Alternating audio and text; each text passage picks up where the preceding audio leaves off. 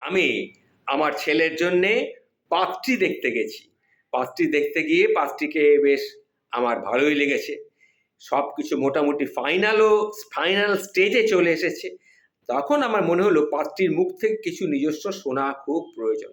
তখন আমি পাত্রীকে বললাম যে, "মা, তোমার কি কিছু বলার আছে? তাহলে তুমি থাকলে বলতে পারো। তোমার নিজের মনের কথা যদি কিছু থাকে তুমি বলতে পারো, নির্ভয়ে বলতে পারো, অকপটে বলতে পারো।" তখন মেয়েটি বলল, "ঠিক আছে, আপনি যখন আমাকে বলতে বলছেন আঙ্কেল, তাহলে আমি বলি, শুনুন তাহলে।" আমি বললাম, "হ্যাঁ মা, বলো।"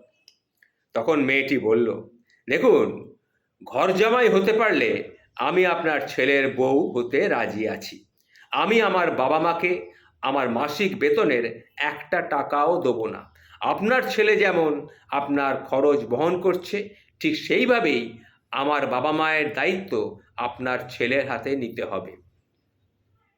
বুঝতে পেরেছেন? ছেলের জন্যে মেয়ে দেখতে এসেছেন তো, সুতরাং আমাকে আপনাদের পছন্দ হয়ে গেছে, আর হবে নাই বা কেন?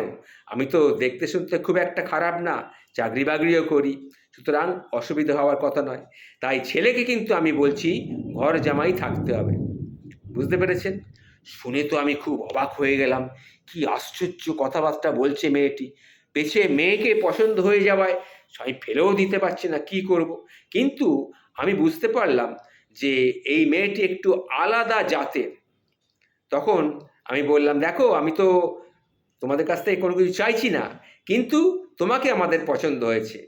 সুতরাং" তখন বললে, "তা মা", আমি তখন তাকে জিজ্ঞাসা করলাম, "তা মা, তুমি কত টাকা বেতন পাও?" তখন বলল, "মোটামুটি ভালোই পাই, খারাপ কিছু নয়। কয়েক হাজার টাকাই পাই আমি। সেটা এক্ষুনি আপনাদের সামনে আমি ডিসক্লোজ করতে চাইছি না। তবে মোটামুটি আমি ভালোই পাই।" তখন আমি একটা দীর্ঘশ্বাস ফেললাম। শেষ পর্যন্ত তাহলে বেতনের ব্যাপারে এসে গেল। যাই হোক, কী করব? সে তার দায়িত্ব খরচ যেভাবে তার মায়ের দায়িত্ব নিতে হয় সে নিচ্ছে। সুতরাং কিছু করার নেই। আমি বললাম, "ঠিক আছে, এটা চিন্তা ভাবনা করে দেখি। তবে ঘর জামাই তো থাকাটা ঠিক হবে না, কারণ আমরা তো এখনো বেঁচে আছি।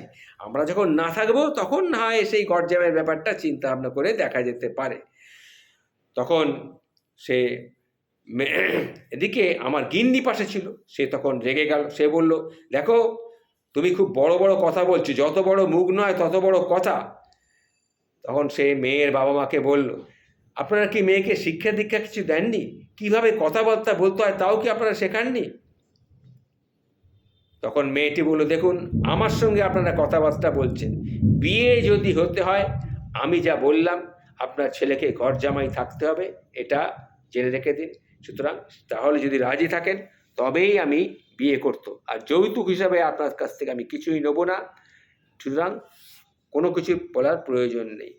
একথা শুনে বললাম, "ঠিক আছে, তাহলে চিন্তা ভাবনা করি।" একথা বলে আমি আর আমার স্ত্রী মেয়েকে দেখে বাড়ি থেকে বেরিয়ে চলে এলাম। তখন বেরিয়ে চলে আসার পর ভাবলাম, মেয়েটি কি খুব একটা খারাপ বলেছে? আমি যেমন আমার সন্তানকে মানুষ করার জন্যে মানুষ করেছি, তার কাছ থেকে কিছু আমাদের আশা আকাঙ্ক্ষা রয়েছে। সেরকম মেয়েটির বাবা মাও তো মেয়েটিকে মানুষ করেছে, তারাও তো কিন্তু এক্সপেক্ট করে মেয়ের কাছ থেকে।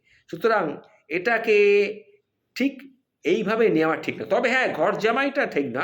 আমি আমার গিন্নিকে বললাম, "আমি বরঞ্চ একটা কাজ করব। মেয়েটি আমাদের ভালো লেগেছে, মেয়েটি ভালো, স্পষ্ট বক্তা, সুতরাং সব ঠিক আছে। ওকে ঘর জামাই না থেকে ও আমার কাছেই থাকবে, কিন্তু সে যা টাকা পয়সা রোজগার করবে, তার মাইনের টাকা সে তার বাবা মাকে দেবে, তার বাবা মাকে সেই দিয়ে হেল্প করবে। এটুকু তাদেরকে আমাদের করা যেতেই পারে। কি, তাই তো?" আমার গিন্নি কী বুঝলো কে জানে। যাই হোক, আমরা তারপরে বাড়ি চলে এলাম। পরে সেই মেয়েটিকেই আমরা আমাদের ঘরের বৌমা করে নিয়ে এসেছিলাম। আমাদের এখন খুব ভালোভাবেই সব কিছু চলছে। আমাদের সংসার সব ঠিকই আছে।